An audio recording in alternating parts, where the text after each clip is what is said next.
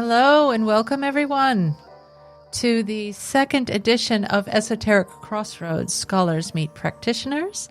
I'm your moderator, Stephanie Shea, and I'm joined by Isis Mrugalla Kalmbacher and Frater Fuchs. Welcome to you both. Thank you. Welcome to everyone who's listening, and thank you so much for having us. Thank you. It is a pleasure to be here today with you and with everyone who has joined. I'm going to do one more check of the waiting room. Okay. A little housekeeping before we start. The event will last around 1.5 hours, and we will reserve around 15 minutes at the end for questions. If everyone will keep themselves muted until then, that would be wonderful. And if you do have a question at the end, please use the raise hand button at the bottom of the screen or type a question in the chat. Here we have another participant coming in. Oh, another one? This is great. Welcome again. All right. So, yes, I'll do my best to keep everything organized. And so let's get started with an introduction from both Isis and Fuchs. Isis, if you could tell us a bit about yourself first, that would be wonderful. Yes, my pleasure. So I am a scholar of esotericism and also of religion, and I work at the Institute for the Study of Religions at the University of Tübingen. And I did my PhD with the in the field of chaos magic, and also I work towards a new theory of how groups experience reality together and also produce these kinds of reality experiences together. And I did field work for it's been 7 years, so I've spent quite some time with the chaos magicians in Germany, also Austria and Switzerland, and I've been to the UK and to Sweden, so I've traveled quite a bit with them. I've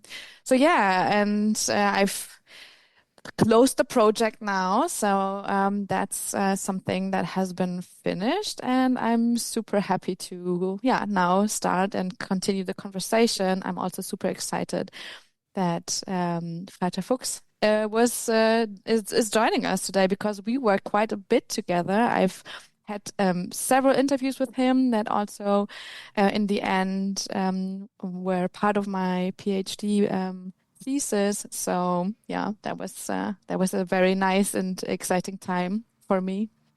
Wonderful. Thank you so much, Isis. And Fuchs. Yes. Please. Thanks a lot for having me. My name is Niels, and I'm Frater Fuchs. Actually, the full name would be Frater Fuchs lächelt viel, which is Frater Fuchs smiles a lot. I started with practical magic quite early. I started seeing dead people when I was 3 years old, and then started doing witchcraft when I was a teenager, 15, 16 years old. And I exchanged a lot with people online, and that brought me to a certain point, but not further. Sorry. Okay. And oops. After having exchanged with people online, I found some people in my home city with whom I could practice magic with, mostly witches. And at the same time, I was also very interested in chaos magic. I heard about it and was immediately fascinated by the idea.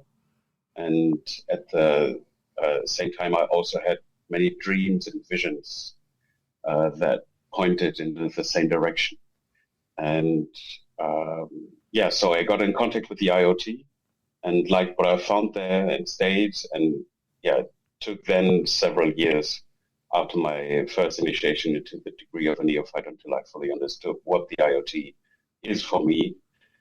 Not just a pact of magicians, but also very good friends that by now I can call family. And I joined the IoT section of Germany in 2007 and by now I have the degree of an adept and the office of a priest, and I'm more involved in this community than I would ever have thought back then when I joined. My main responsibilities are taking care of the applications for membership and other requests that are being sent to our section, supervising and managing the novices and their mentors, organizing regular IoT meetings, like IoT seminars for outsiders that people can visit to get their first impressions of the order, and also taking care of several IoT homepages. That's just some side jobs that are not so important, that don't take a lot of work, basically. So that's basically me. Okay, well, thank you so much for the introductions. So for the participants, just to let you know, we had met earlier this week to make an outline of sorts about talking points. So I will be posing the questions, and Isis and Fuchs will engage in their discussion of the questions. I will also be keeping track of time. So I will raise my hand when we have about a minute left, so that we can hopefully keep on track, so that we can get to all of the talking points today. So with that being said, the first question that we'd like to open with is, what is chaos magic? And perhaps we could start with the practitioner perspective first. Right. Okay. What is chaos magic? It's really a tough question. Because making any general statements about chaos magic is quite a challenge. Chaos magic is primarily distinguished by the absence of rules, shared beliefs, uniform descriptions or paradigms, or standardized rituals. And this very resistance against definition and categorization sets chaos magic apart from all other belief systems or worldviews or religions, and also magical schools. It's very difficult to articulate any statements about chaos magic without provoking any substantial disagreement of other chaos magicians. Nonetheless, there are certain, let's say, key concepts like paradigm shift and provocative axioms like nothing is true, everything is permitted, or possibly there are no ultimate truths. And we often say, ask 100 chaos magicians about what is chaos magic, and you will get at least 101 completely different answers. So the only way to describe chaos magic is to tell you my own personal individual definition and perspective, with the indication that the more detailed and precise I describe my definition, the fewer chaos magicians will actually agree on what I say. So here we go. First of all, chaos magic is very often misunderstood as a method, a technique comparable to rune magic, ceremonial magic, or tantra. But chaos magic is not a technique, it's not a method. There are a lot of books about chaos magic that show you a long list of different techniques for gnosis, spells, rituals, etc. And many people read this thinking that this is it, this is chaos magic, but it isn't. Do you need to learn all this to be able to practice chaos magic? No, you don't. And these techniques described do not have anything to do with chaos magic itself, actually, because they don't really explain the main thought. Chaos magic is an idea, a philosophy that tells you why it doesn't really matter which technique or method you use, as long as the result is the one you wanted, as long as it works, basically. And the methods or techniques we use to do magic do not work by themselves. It is not the spell that does the magic. It is us making it work. And the more we believe in what we're doing, the better. In other words, we are using all those different spells and prayers and dances and chalices and wands, etc., to convince ourselves that we need them, because we simply can't accept the fact that we don't need them. The gods we evoke are but masks that cover the fact that we are the gods and that we possess all that power. And that is a very scary thought. If you think about this scenario long enough, you eventually see that omnipotence entails total responsibility, and that is just too much for someone like me, a simple man who knows and understands so little. So it is far simpler to remain ensconced in the comforting illusion of being just a magician. And that's basically it. That's in my eyes, the core of chaos magic. The term chaos magic itself is quite new, but the concept is much older. There's a lot of people in the world that just don't know the term yet. And as soon as you explain chaos magic to them, they tell you that what you just told them pretty much fits to their concept of magic.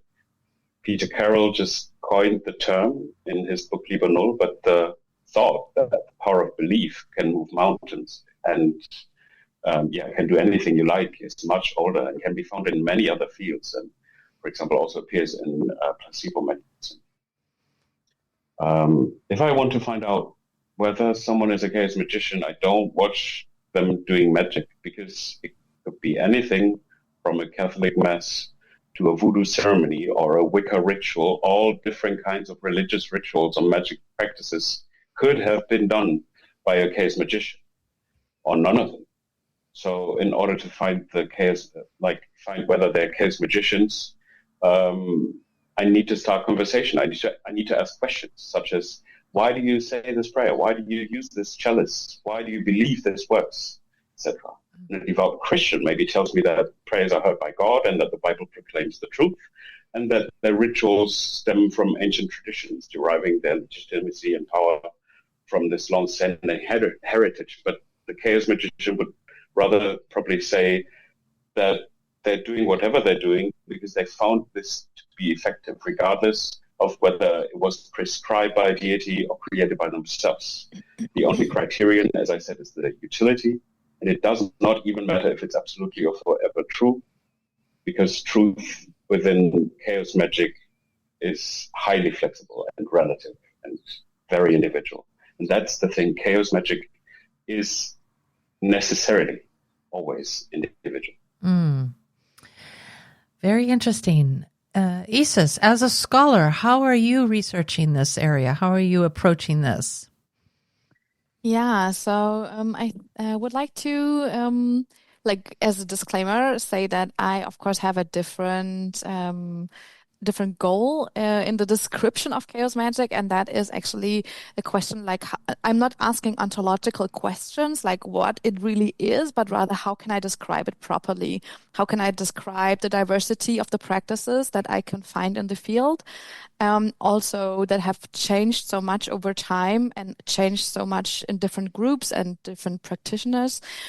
So what I found very helpful, and I have to say also, like, for those who are familiar with the scholarly research of esotericism, they might know that a lot of research revolves around text. And has been about the description of how has text-focused studies of esotericism. So you have different books, and then you would say, okay, this is like the Satanism current, and this is the Wicca current, and you can separate them, and you can name like important people that are like actors who have contributed important thoughts or books or theories. And I'm taking a different perspective on this because I am interested in practice. So I'm actually really looking at what people are doing and how they are doing it in a context of group settings, which I think is interesting in the context of magic, because a lot of magic is either being done in group context or has been evolved in group context. And also if it's realized online, there's still a community behind it, and there are still processes of co-working in a way. So I like to describe it actually as a style of magic, not as a current or as a tradition, because I find these expressions too not flexible enough, and it would also make people assume that you could actually distinguish, oh, this is the Satanism current, and this is the Wiccan current, and then there is the Druidry, and then there are the Chaos Magicians, which is a current for itself. And I would say that's actually not really, I mean, if you look at texts, I can understand this approach, but if you look at practice and at people, then you would soon find out that there is a mixture. Like people are taking different ideas and making their own blend of it.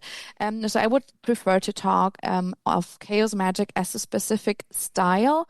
And when I'm using the word style, I'm taking this practice approach. How are they doing it? And what are they referring to? And what are the thought or the concepts they're referring to? So what is the lore they repeat often, and that is in a way popular, and then still it's not like a fixed topic, but rather it's flexible. So yeah, I would so maybe I can like later on describe the term of style a bit closer, but like generally speaking, I'd like to describe it as one style amongst many in contemporary esotericism. Okay, good. All right, so this is, good that we're kind of defining our terms here, how we're going to be talking about it. That's also very important. So the next question that we have is, what is the history of chaos magic? So from the scholarly perspective, as you said, Isis, the different styles of chaos magic over time, differences in different generations, and how, what topics are focused on from that was something that you had provided as possible talking points. And from the practitioner perspective, what an idea or what a paradigm does to practice over time. And Fuchs, you had a very interesting example for that. So shall we start with the scholar perspective right now? Yeah. So I can really second what Frater Fuchs already mentioned about chaos magic didn't, like fall from the sky, but it actually has earlier thoughts that it actually adapted and more or less combined. So I hear scholars say that chaos magic developed in the 70s or late 70s, early 80s in the British punk movement, which is not wrong, but it's also not really precise because what actually happened is that during this time the practitioners, like a group of practitioners, amongst them of course Peter Carroll, which we already mentioned, but then also a bigger group of people started to actually adapt on ideas much older, coming from, of course, the occult revival, but also Discordianism, the psychedelic movement. We have a bit of Taoism. We have like a different kind of ideas that were like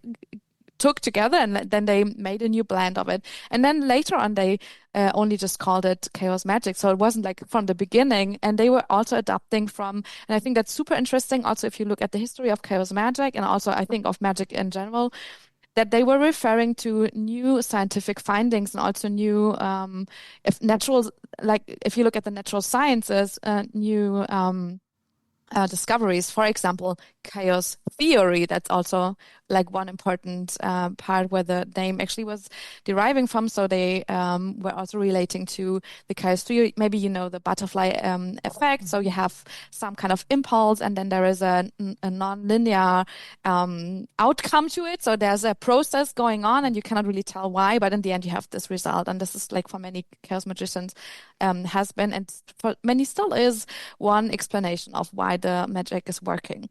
So so much for the starting point of this kind of magical style.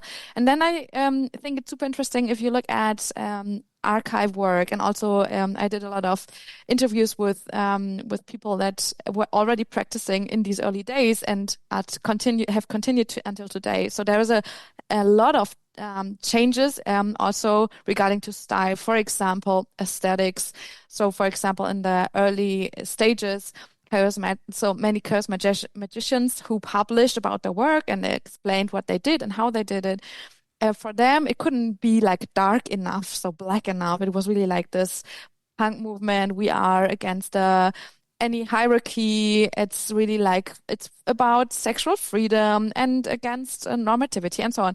So this was really this kind of we want to be like the bad guys. I thought, like, for me, it seems like they're really trying to collect like street credibility, like for being the badass magicians. And then if you look over time, especially in the context of IoT, it's also interesting to see that there was a formative phase where the group was establishing, and then there was not as much talking to the outside of the group during quite a period. And then if you look at contemporary chaos magic, not only of what the IoT is putting outside, but also if you look at online communities, you see that there has been a change toward topics of actually how to survive. So it's not as black anymore, like in the sense of aesthetics, and also in the sense of what kind of magical rituals are popular, and also what kind of entities they like to work with. But it has changed towards environmental topics, towards political topics. Well, it always has been political, but the framework nevertheless changed. And it's much more about how can we even survive in this environment, like urban, digital, late modern, some even say postmodern environment. So yeah, this also like the topics have also changed, and I would also consider this part of what I call style from a practice perspective. But yeah, that's my my take on this. Okay. Fuchs, what would you have to say about that? Well, yes, these changes Isis was talking about are very interesting from a practical point of view also, not just that the intentions changed, like from being very dark and very sort of badass to other things, not only surviving, but also, creating peace and, being a lot more hippie-esque, I'd say. But also this change of style is very interesting because it very much shows what the idea of chaos magic does to magical practice. The early times of chaos magic, chaos magicians did classic rituals. Nothing crazy, nothing unusual, because they only knew that. There was nothing else there. Today, there can be very unorthodox, funny, unusual magic. The example I had was that, for example, you can take a photo of something you want to banish and print the photo and burn it. And take a photo of the ashes and print and burn that photo too, to make sure it's really gone, and maybe say a banishing spell, and that's it. That's the magic, as long as it works.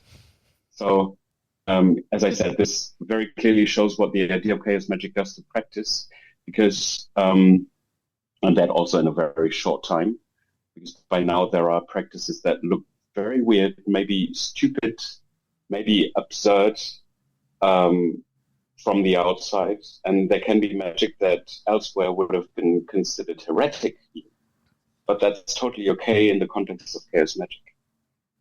And the main thing is that we basically see that all methods can be changed, like light bulbs, because what we're doing is for the light, not the light bulbs, and the only question is, which light bulb produces the best light for you? And that is very different for each and every one of us. And it might be that it's not the very complex ceremonial magical ritual that does the trick, but it's printing a photo and burning it and printing it again and burning it again. And that's it, because it somehow presses the button. And it's always, the question is, what presses the button? Okay. And people got more courageous, sort of, in the history of practicing chaos magic, because this thought, this belief, it doesn't really matter, actually, made them think of what else can there be, and they got creative, like very, very creative, and so there by now are a lot of very funny or absurd things, and that's the exciting thing, I guess. When it comes to chaos magic, that you have all freedom you like. Right. You also mentioned technology was also helping for change in the way people are practicing. Could you speak to a little bit about that? Well, there is, for example, people or chaos magicians, but also not chaos magicians, a lot of other practitioners as well. I think there's, for example, the idea of online rituals that you can either gather in a chat or in a Zoom meeting, for example, and agree on doing the very same ritual at the same time at very different places. Maybe you can also use a big screen or a projector to show different videos or pictures that you can use for magic or to create a certain atmosphere. You can use like all different kinds of disco light in your temple to, make it work better. And it's not something that is wrong or that basically the gods are angry about when you do a very traditional ritual with an ancient god from Egypt. It's not that they hate electric light, quite the contrary, actually. So, whatever presses the button can be used, and technology even widens the field further. So, the more technology we can use, the more we use it. Okay. Thank you. Can I add like one thought to this? Yeah, sure.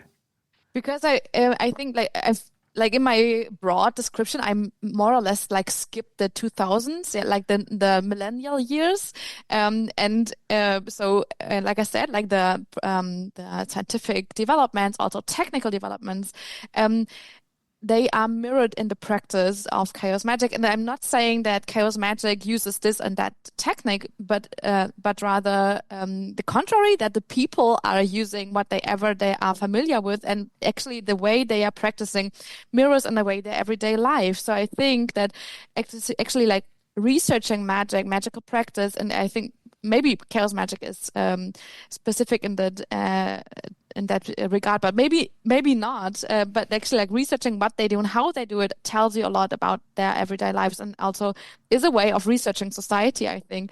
So, for example, in the years of the late 90s and the millennial years, the internet was becoming something popular, and it was like there was this discovery, or the not discovery, but the that everybody, like the popularization of a home computer. So people were having computers, and then they could like start to organize online, which they of course earlier on did not. They organized via bookshops and via book presses, like printing, the printing process.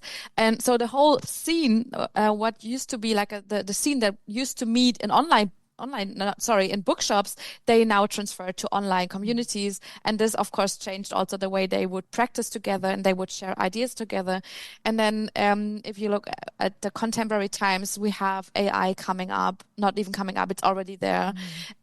So we have, of course, also practitioners that would use AI to, for example, communicate with entities, or to like for divination process, or just to have a really nice depiction of Baphomet, which is an important entity in chaos magic, not only but also in chaos magic. So, and you can create your very own depiction of that, because you wanted to, like have pink clothes on, or you may want to make it look like a cartoon, or whatever is your aesthetic preference. So, I think, because I think like another layer of researching magic is also researching culture, is researching technology, and it's researching people and society.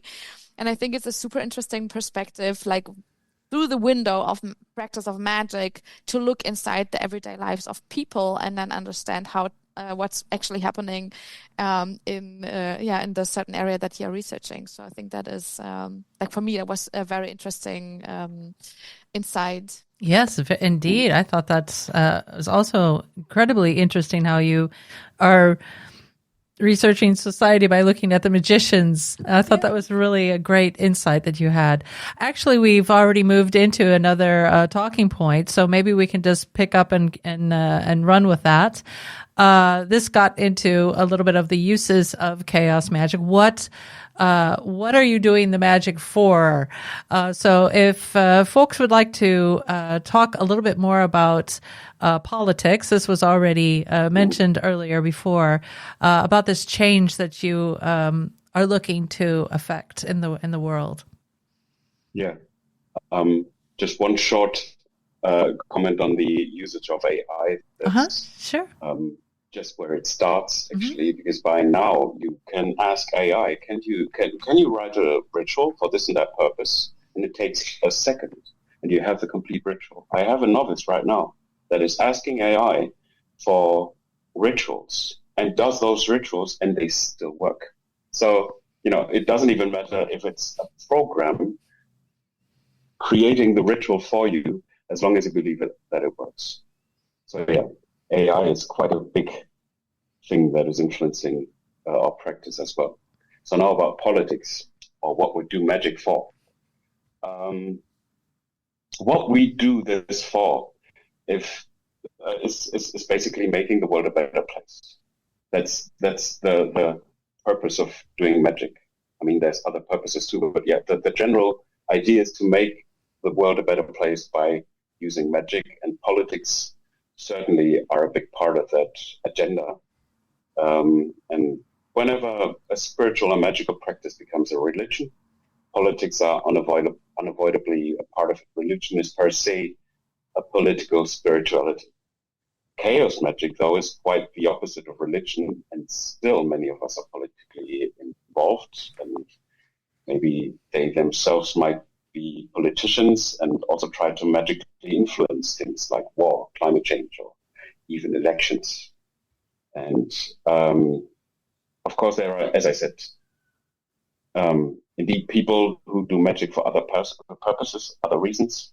You find them in all groups, in all categories. People who try to, maybe try to find friends because they're lonely, who just want to play some theater show like a medieval role play, or who want to try this and that crazy psychedelic drug and have a good party. And the thing is, those people I don't call magicians. People who are magicians understand that what they hold in their hand is the most powerful tool available ever.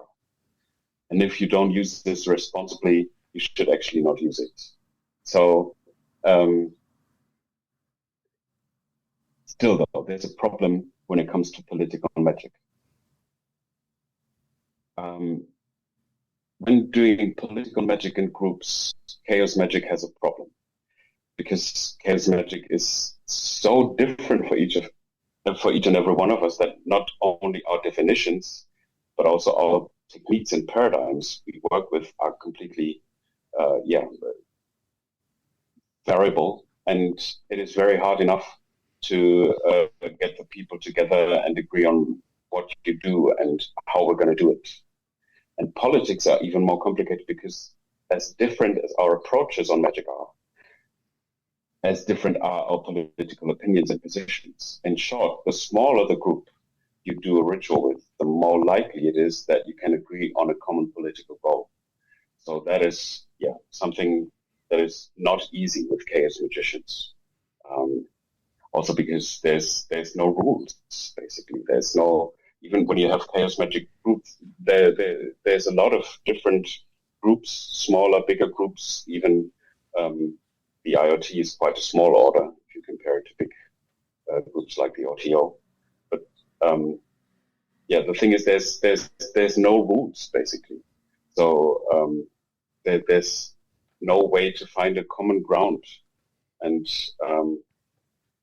or maybe there is a way to find a common ground, like, let's agree on this. But it's, as I said, very complicated when it comes to political magic. So therefore, in my experience, political magic is something that works in very small groups, but as soon as the group gets bigger than, let's say, 20, it's very, very hard to have everyone on the same boat. Speaking to that, about the groups and the communities, the organization of the groups, because you said you might have an idea that you're all kind of in agreement upon, that you'd like to try to do a ritual for the outcome of whatever it might be, but that you can't agree on how to go about doing that ritual. So how is chaos magic organized in this regard? I mean, do we speak of hierarchies here? Are there, of course there is a hierarchy in a literal sense, because you have grades that you're moving through as a magician, if I understand correctly. but how is that organized, and how is that, I guess, maintained within the group? Mhm. Well, it depends. It's not organized in general because there's no, I don't know, something like a chaos magic Vatican that controls all the rest of the chaos magicians. And the thing is, as said, the chaos magic term is quite young. And I find a lot of chaos magicians in the OTO, in Wicca, and so forth. They don't know that they're chaos magicians because they just don't know the term yet. Right. And, there's a lot of people in the magic community never heard the term chaos magicians because it's so young. So, and as I said earlier, as soon as you explain this, they realize, okay, then I'm a chaos magician, because they associated it falsely and make false or inaccurate assumptions. And when you come to a group, like a specific group, of course, the group itself is organized, and the IoT is surely the biggest chaos magic group in the world, even though it's quite small, and it has an unusual structure for a chaos magic group with different degrees and offices and initiations and signs and passwords and internal secrets and so on, things that one would rather associate with classic occult orders. And there's other groups, smaller groups and organizations like the Temple of Psychic Youth, the so-called TOPI, and the Z Cluster, and logically, the concepts and internal rules of chaos magic groups, if there are any, differ quite a lot, since there is no common credo and or rule sets that we all can agree on. So it's very hard to answer the question how chaos magic is organized in general. And a lot of chaos magicians practice alone or in other magic groups because they found that this works best for them, or simply because there's no chaos magic group around to practice with on a regular basis. Many chaos magicians have a so-called home paradigm, either because they didn't start with chaos magic, but something else, or because they feel most drawn to this or that culture or paradigm or magical tradition. And for many chaos magicians, magic works best when they do it in this home paradigm. So it can totally make sense to consider yourself a chaos magician, but still you prefer working in a Wicca camp or practicing voodoo instead of joining a chaos magic group where you're also doing a lot of interesting and powerful magic, but it still doesn't press the button well enough. I see. That's very interesting. Isis, I don't want to pronounce your name incorrectly. Pardon me. Isis, you were telling before about the styles that you'd like to come back to this, and perhaps this could be also added into, your perspectives as you are researching chaos magicians. How are you approaching this idea of communities and different groups and different approaches, even like you said, the styles? Mm-hmm. Looking at different styles and different communities, and also looking at different structures and also organizations. So I have actually quite a perspective on structure and organization. So I think that is super interesting to see how different magical groups or groups in general create structures that actually ensure what is important to them. And I think you can actually see this quite well with the IoT, but also, so Fuchs also mentioned Topi. I think that's interesting to maybe have these two case examples. And I'm going to start with actually IoT is older, so I have to start with IoT. So it's also, when the group itself was founded, it was really in the midst, or not midst, but in the context of punk movement. So there was, for example, the idea of we don't want to have like strict hierarchies. We don't want to have like a guru setting. We don't want anyone to tell us how this magic is going to be, but we want to be free. So we have this kind of freedom, but nevertheless, we need to organize and so we can actually have meetings, have a group, create safe spaces. Yeah, that's of course an important topic. And to also ensure kind of a learning journey for the new magicians, but also for the already established magicians, like this kind of like learning together, like keep on learning. How is this learning? And that was actually something that I was also very interested in, like how do even people become chaos magicians or even part of the IoT maybe. So what is their journey? So and I think it's super interesting. So what I was also like wondering, so why is there this grade structure? What is the function of it?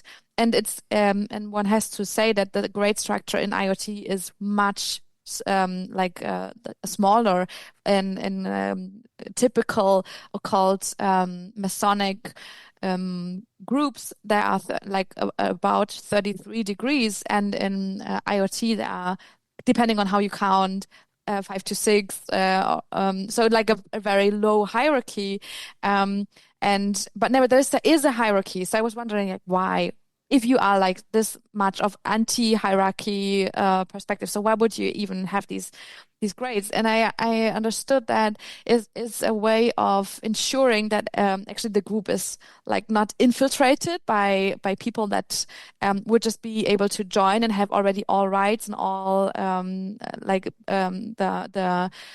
could like access everything, like all the private data, all the also make decisions for the group, but rather have testing phases in a way, and then have gatekeepers that can decide. Yes, so they would decide actually on the magical ability of a person, and then I have also, so my perspective or my experience was also that there was also looking of, does the person match to the group? So is the energy, or like they would talk about the term energy, but is this like maybe other people would also use the term vibe? So is it vibing? Yeah, does the person actually fit to the group, and do we feel like we can work together?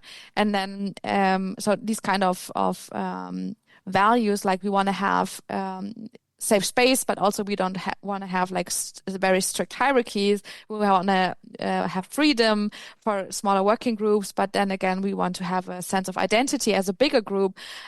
It reflects very much on the structure that is low in the hierarchy, but is wide horizontally, in the sense of there are different like smaller temples, and they are very free in what they do. So there's not much rule about what they need to do, except, for example, they cannot like use the name IoT and then do something illegal like publicly. There would be like a correction toward that. So that would not be happening. So I think that's super interesting, how structure equals in a way the function of values, like what is important to the people, and also how this structure very much fits to how the IoT understands itself and is working. And then just to compare this to Topi, so the Temple of Cyclic Youth, which was had its most famous time in the 80s, and it was like, for me, I always think like it's like the first version of influencers. So there were like Genesis P. Orridge, so there was the Throbbing Grizzly, there was this band, there was music, there was art, and the idea of let's do art in the sense to share magic, to make magic available to people, to make this accessible, and then they would send out records to people and have it's actually like a pre-version of the internet in a way.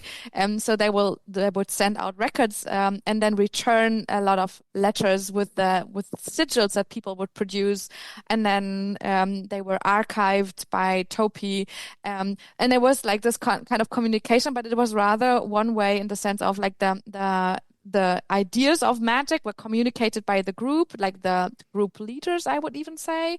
But the practitioners, they contributed their sigils, and it was again a way of co-working, but it was less, or there were, of course, also gatherings in groups, but it was not the main topic. You could also be a subscriber. That's what they were called. Like people, they could subscribe the mailing list, but it was actually like a letter postbox mailing list, not an email mailing list. And then they would participate in the whole product or a project, rather the project.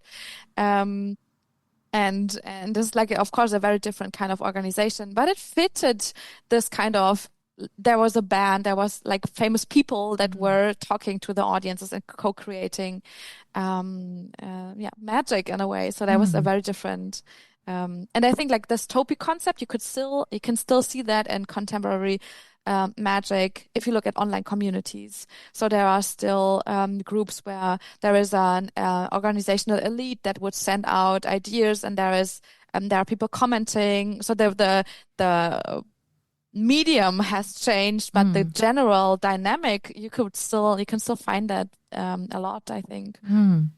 Fuchs, is there anything you'd like to add to this before we move on to sigils? Shortly unmute. No, actually, that's a pretty good assumption. Okay, so Isis has already mentioned sigils. We're going to now move to the aspect of practice, and we thought sigils would be a great example to use. So a lot of questions about sigils. What are the origins of sigils? Who came up with this idea? What are the purpose of sigils? How are they made? Their efficacy? We've already talked a little bit about techniques, in that there aren't really a set of techniques, but if we can put the focus now on sigils and how they work. Right. Sigil magic is something that is often associated with chaos magic because it appears a lot in chaos magic, and it's, let's say, a very famous technique for chaos magicians, or a very, very prominent or favored technique among chaos magicians. Still is a very ancient technique.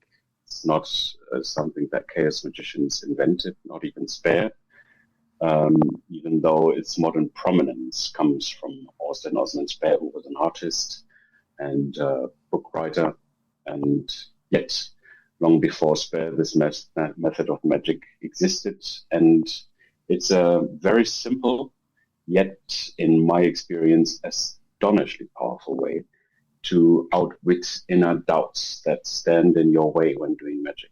Because there's always, at least for people having grown up in the Western society with modern science that says God is dead and there is no magic, only children believe in this, or crazy people, and therefore there's always this tiny, tiny voice inside of you while you're doing magic that says, come on, you're not really believing it, are you?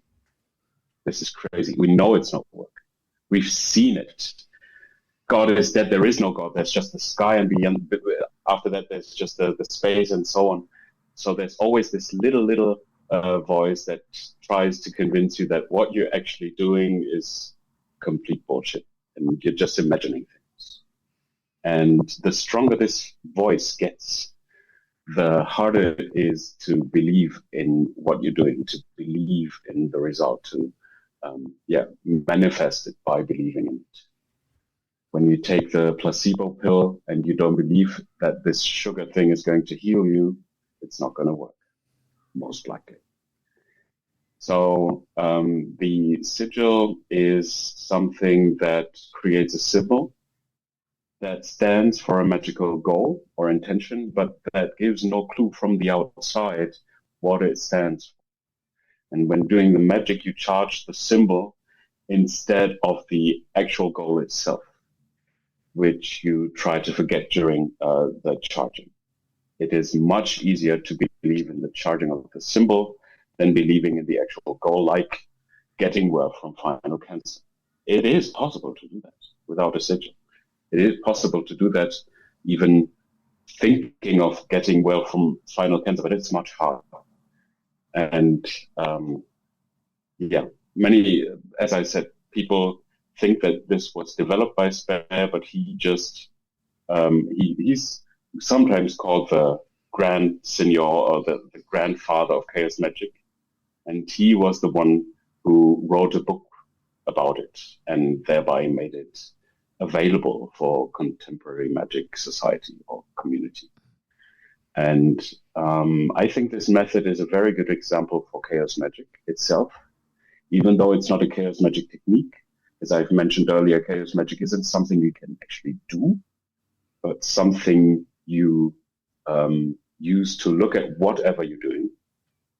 And as I said, a lot of chaos magicians use this, and it very clearly shows that it is not the symbol itself that has the magical power, but it is us believing in the symbol and subconsciously still remembering what it stands for. And that, in my eyes, is what chaos magic really about. That is the sort of core of chaos magic. It is understanding it's just me. It's just the layers of consciousness that I have to break through and realize that it's just me. And even knowing that it's me, I still have to convince myself of other things. It's like, imagine going into the movie theater, and even though you know it's a movie, you're scared and you're laughing and you're crying because for the moment in which you watch the movie, you forget that you're watching it. And it's basically the same with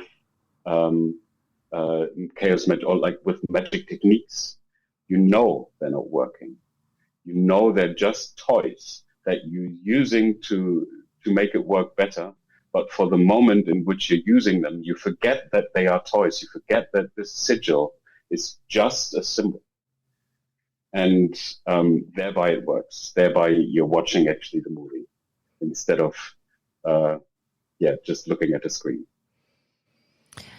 Isis, you can jump in here at any time, but I do have one question here with regard to this representation, this the sigil itself, because you said it's not supposed to be recognizable.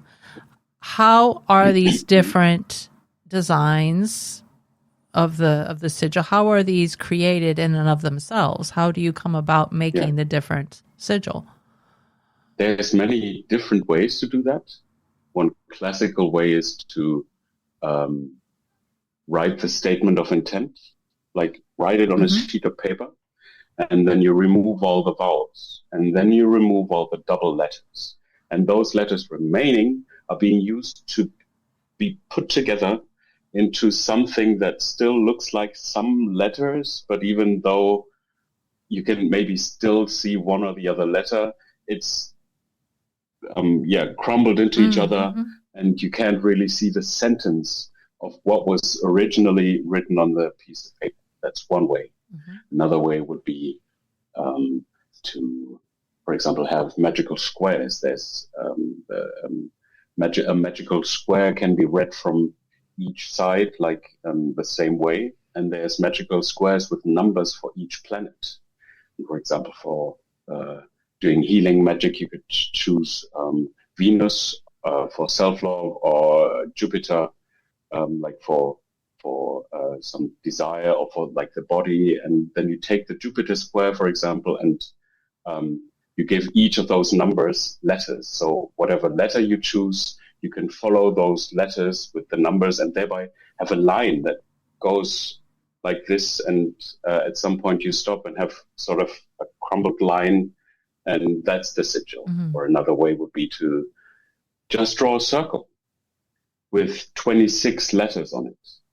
And you follow the letters on the circle, and thereby you get another symbol. So there's a lot of different ways to create that symbol, and there's no rules, basically. The only rule there is please avoid making any obvious sign of what this stands for. It should be something that looks completely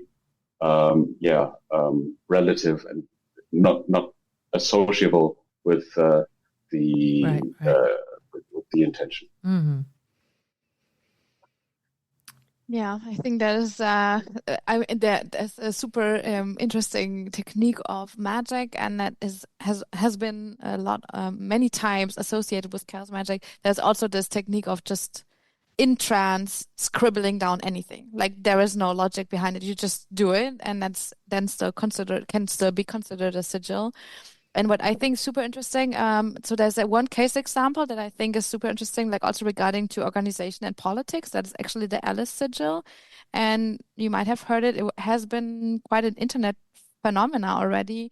So it's the sigil that was actually crafted in an online community and has been transported to several communities ever since. And you might even see that it looks a little bit like a lightning, and it's in a matrix in a way. So that's how it looks, and it looks a bit like AL also. And the idea is that you could, that this is actually the idea of like a loophole, that you could actually enter this point and then come to any other point that is tagged with the Alice sigil. So this is also then another function to it. And I think it's super interesting because in a way it was again repeating the structure, like the network structure of the internet. Like you would tag so many Alice sigils on different spaces, and then magicians can enter this kind of network and then co-use whatever space is tagged with it. And also some magicians also say that they have like the Alice like magically tattooed to their palm. So like not with ink, but like with energy, and then they have this entrance to this kind of magical network with them all the time. And I think it's so interesting to have this process of tattooing yourself, this Alice sigil on your hand, in the context of how do people even become magicians? So becoming the magician, and I'm not saying chaos magician because you've talked about it. It's like the chaos magicians is just magician, but then never. I think that doesn't even matter much here. But becoming the magician through, for example, changing part of your body, even though it's not visible, but in a sense, it's like for you, it's very real, and it's in the context of a community, of a common understanding what this sign means, and in a shared practice. And I think these already reveal in a way like what I call reality techniques, like things people use and co-create to have the opportunity to experience a shared reality. Like, for example, I am a magician because I have this thing on my hand, like magically tattooed, and I am a magician because I'm in contact with this network, and I can now channel my energy on my depot, my magical depot, and I can like download it once I need it again. Or I can, for example, I think the one case example that was funny was I have this magical entity that I've put on this place and is doing a certain job that I programmed it for, and it needs to be fed with energy, but it's actually kind of annoying to travel to this place again and again. So I just tag the Alice sigil, and I can just like transfer the energy via this network. So also kind of practical solution to a very everyday problem, I guess. So I think like if you look at sigils, like already existing sigils in the community, you would also find how like many very interesting examples of organization, like magical organization online in this case, and I think like also offline because it's tagged in the material world. And just keep your eye open if you might see an Alice sigil tagged somewhere, because there are actually quite a lot of them around the globe even. So I think that's a funny case example of sigil magic. If you both could... Yeah, but one thing about this Alice sigil, I compare Alice with a pool into which you can put things and the pool manifests them. It's a pool of energy that many, many other people use to throw things in and to charge it together. But you never, it's not like this pool is being supervised 24/7. So what I strongly advise is to only put things in and never take things out, because you don't know, basically, whom has pissed into the pool. You don't know what you're drinking. Good advice.